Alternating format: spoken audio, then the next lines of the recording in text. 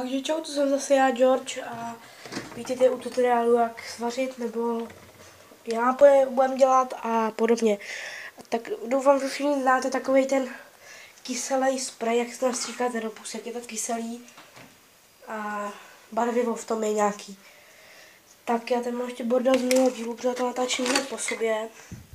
Takže budeme potřebovat citron,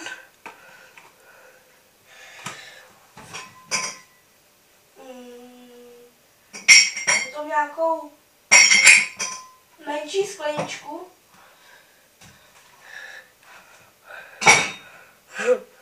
takhle,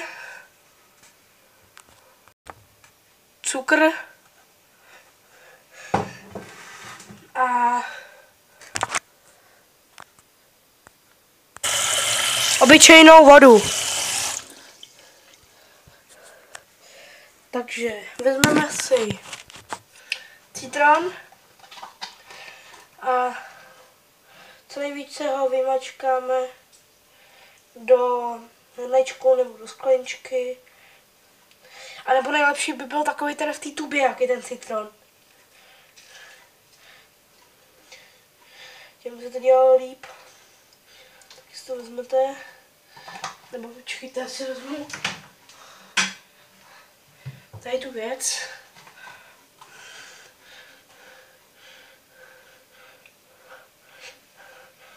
To vymačkám.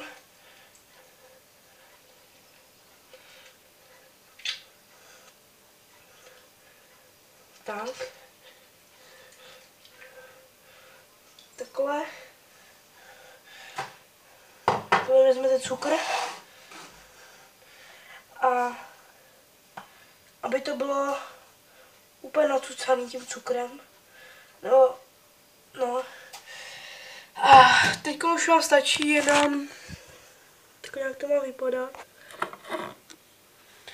A teď tam nalijete už jenom, ale pozor, jenom trošku vody. Tak. Teď si stačí vzít normálně tu lžičku, ale zase nějakou malinkou. Zamícháte a pijete to po troškách a máte to jako ten spray. Spray se musíte koupit za svoje a normálně rodiče vám mají koupit nějaký citron, cukr určitě máte a vodu z koupku taky platí rodiče. Takže by to neměl být žádný problém. A já se teda s vámi rozloučím a